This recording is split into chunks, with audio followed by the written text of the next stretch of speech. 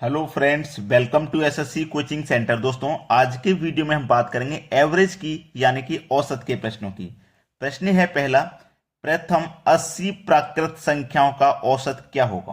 पहले की प्राकृत प्रथम 80 का मतलब 1 2 3 4 ऐसे हम कहां तक जाएंगे, 80 तक जाएंगे।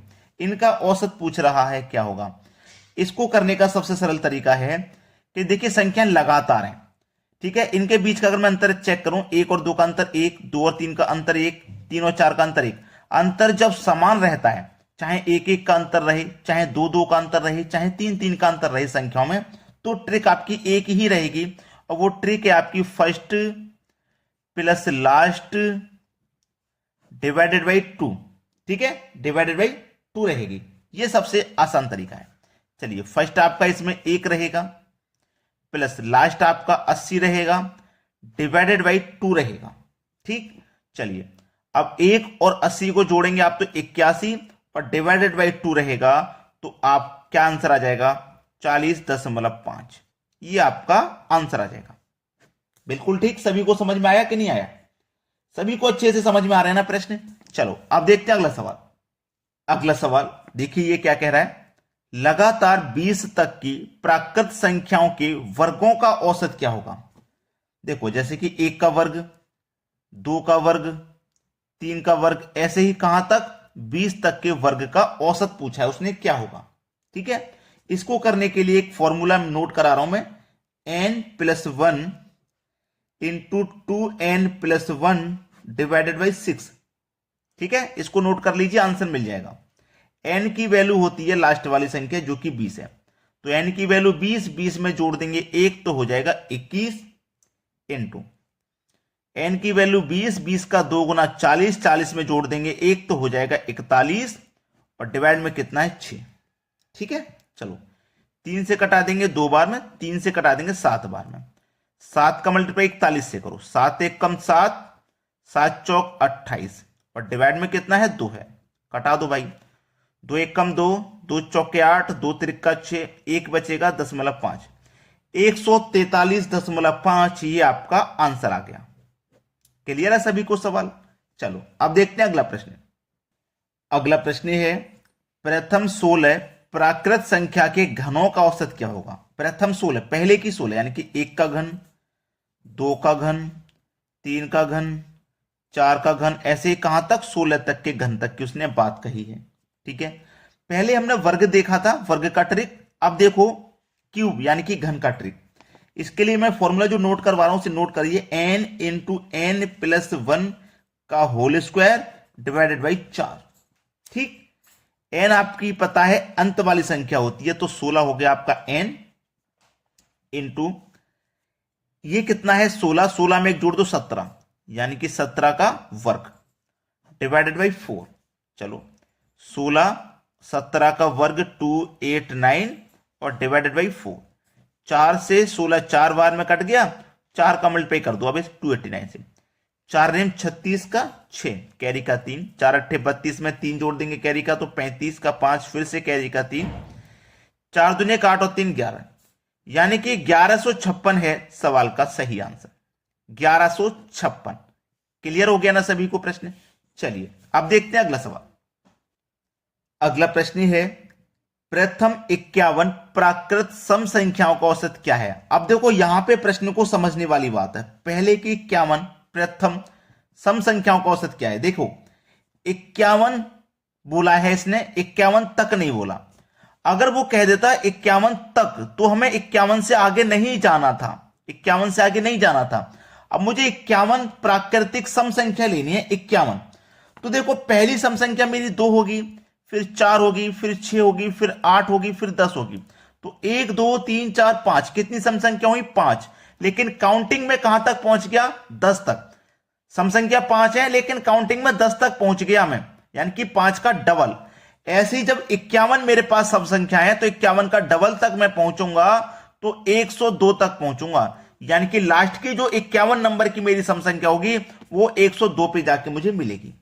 याद रखना, जब ऐसा क्वेश्चन आए तो इसका डबल कर देना हमेशा, इसका डबल, क्योंकि इसका डबल जब मैं करूंगा 102 तो इसमें मेरी 51 सम संख्या होंगी और 51 ही विषम, 51 सम तो 51 ही हो जाएंगी विषम संख्या। बात क्लियर है सभी को? अब तो कोई दिक्कत नहीं। और मैंने जो आपको तरीका बताया था पहले ही क्वेश्चन में कि संख्याओं के बीच का अंतर अगर समान चल रहा है तो ट्रिक आपको याद है या भूल गए? ठीक है, first plus last divided by 2 बताया था कि नहीं? जब संख्याओं में अंतर समान रहे, एक एक का रहे, चाहे दो दो का रहे, चाहे तीन तीन का, चाहे चार चार का, यही ट्रिक लगा देना। चलो, फर्स्ट आपका 2, लास्ट आपका 102 डिवाइडेड बाई 2। 2 और 102 104 डिवाइडेड बाई 2 करेंगे तो ये हो जाएगा वामन 52। ये है प्रश्न का बिल्कुल सही जवाब। क्लियर हुआ ना? चलिए अब देखते हैं अगला प्रश्न। अगला प्रश्न है लगातार 46 तक। देखो उसने क्या कह दिया, 46 तक कह दिया। जब तक कह दे, पिछले क्वेश्चन में यही तो बता रहा था मैं, उसने तक नहीं दिया था, अब यहां पे 46 तक कह दिया, इसका मतलब हमें 46 से आगे नहीं बढ़ना। 46 से आगे हमें नहीं बढ़ना, 46 ही रखना है। तो 46 में 23 आपकी सम संख्या होंगी और 23 ही आपकी विषम।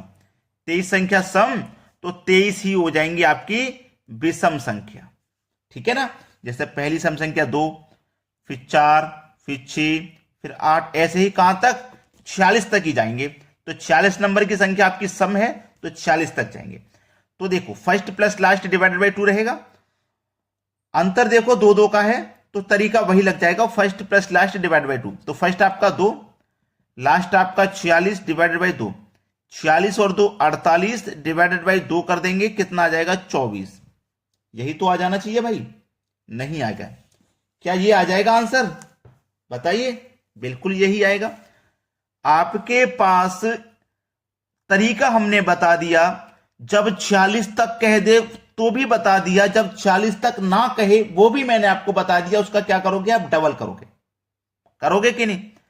जब 46 तक कह दे तो डबल नहीं करना, फिर 40 से आगे जाना ही नहीं है, उसी में हमको बांट लेना है आधा आधा। तो आपके प्रश्न का आंसर कितना है भाई? 24 है। यह है प्रश्न का बिल्कुल सही जवाब। क्लियर है आपको? ठीक है, चलिए अब देखते हैं अगला प्रश्न। अगला सवाल है प्रथम 12 तक के सम संख्याओं के वर्गों का औसत क्या होगा? यह सवाल अच्छा है। इसके लिए मैं फॉर्मूला नोट करा देता हूं आपको। n+1 into n+2 divided by 3। ठीक है, अब प्रथम 12 तक के सम संख्याओं के वर्ग, जैसे 2 का वर्ग, फिर 4 का वर्ग, फिर 6 का वर्ग, ऐसे ही कहां 12 तक के वर्ग, ये सम संख्याओं के वर्ग का औसत का ट्रिक है। ठीक है, अब देखो n की वैल्यू आपको पता है अंत वाली होती है, तो n का मान 12, 12 में जोड़ दूंगा 1 तो 13 हो जाएगा, इंटू n का मान 12, 12 में 2 जोड़ दूंगा तो 14 हो जाएगा, डिवाइड में कितना है? 3 है। अब 13 का और 14 का मल्टीप्लाई कर दो तो 182 हो जाएगा। इसमें 13 से वो 3 से हमें डिवाइड करना है, कटा दूंगा, 3 6 18। ठीक है, ना जाने का 0, 2 बचेगा 20, 3 6 18। अब देखो 60.666 ये चलता रहेगा, तो 60.67 आप इसको यहां लिख सकते हैं। ये आपके प्रश्न का बिल्कुल सही जवाब है। क्लियर हो गया? अब देखते हैं अगला प्रश्न। अगला प्रश्न है प्रथम 15 विषम संख्याओं का औसत क्या होगा? प्रथम 15, पहले की विषम संख्या 15, तो 15 का डबल कर लो ना, 30 हो जाएंगी। 30 में 15 संख्या सम होंगी और 15 संख्या विषम। 15 सम होंगी तो 15 विषम। उसने तक नहीं बोला, 15 तक नहीं बोला उसने, तो 15 तक नहीं बोला ना, तो हम इसे डबल कर लेंगे। ठीक है, जैसे पहली विषम 1, फिर 3, फिर 5, फिर 7, ऐसे ही कहां तक? 30 तो सम संख्या है ना, 30 से 1 कम करेंगे तो 29 तक पहुंचेंगे। तो इस तरीके से हमारी 15 विषम संख्या हो जाएंगी 29 तक।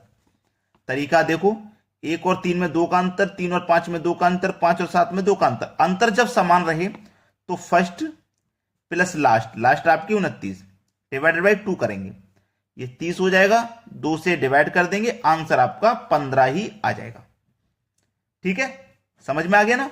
चलिए अब देखते हैं अगला प्रश्न। अगला सवाल, 100 तक के सभी विषम संख्याओं का औसत क्या होगा? अब उसने देखो बोला है 100 तक, 100 तक बोला है ना, तो 100 से आगे नहीं जाना, यहीं पे आधा आधा कर लेना। 100 में देखो 50 संख्या तो हो जाएंगी सम और 50 हो जाएंगी विषम। ठीक है, 50 हो जाएंगी विषम। अब उसने विषम संख्याओं की बात की है, तो देखो 1 विषम संख्या, फिर 3, फिर 5, फिर 7, ऐसे ही कहां तक जाएंगे? 100 से आगे नहीं जाना, 100 से आगे नहीं जाना।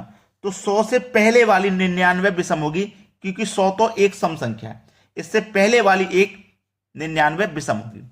तो देख लीजिए, यहां पर आपका first plus last divide by 2 लगा दो, फर्स्ट और लास्ट 100 हो जाएगा मिलकर के, डिवाइडेड बाय 2, आंसर आ गया 50। क्लियर है सभी को प्रश्न या नहीं है अभी भी? चलिए अब देखते हैं अगला प्रश्न। अगला प्रश्न है प्रथम 10 तक के विषम संख्याओं के वर्गों का औसत। विषम संख्याओं के वर्ग का औसत प्रथम 10 के, जैसे पहली विषम संख्या 1 का वर्ग, फिर 3 का वर्ग, फिर 5 का वर्ग, ऐसे ही कहां तक? 10 तक के वर्ग का योग करना। ठीक है, ये कह रहा है। तो देखिए इसके लिए वर्ग, ये विषम संख्याओं का वर्ग का तरीका निकालने के लिए जो फॉर्मूला में नोट करा रहा हूं, लिखिए n into n plus 2 divide by 3। n का मान आपको देखिए पता है क्या है। अब देखो उसने बोला था 10 तक के विषम, तो ये 10 तो एक सम संख्या है, तो ये नहीं ले सकते आप, आपको 9 लेना पड़ेगा, 10 से एक पहले वाली 9 तक का वर्ग। ठीक है, विषम संख्याओं की जब बात की है तो आप सम संख्या कैसे ले सकते हो? 9 लेना होगा। तो n आपका 9 है, इंटू n आपका 9 है, 9 में 2 जोड़ देंगे 11 डिवाइडेड बाई 3। 3 से 9 3 बार में कटेगा, 11 का 3 का मल्टीप्लाई हो जाएगा, तो ये हो जाएगा 33। यही है आपके सवाल का सही जवाब। अब देखेंगे अगला क्वेश्चन। अगला प्रश्न है पहली 5 अभाज्य संख्याओं का औसत क्या होगा। ठीक है, यह सवाल मैं आपको दूंगा होमवर्क के लिए। ठीक है, यह प्रश्न का जवाब आपको मुझे देना है कमेंट बॉक्स में। अगर आपने अभी तक वीडियो को लाइक नहीं किया तो लाइक, और शेयर नहीं किया तो शेयर कर दीजिए। ठीक है दोस्तों, धन्यवाद।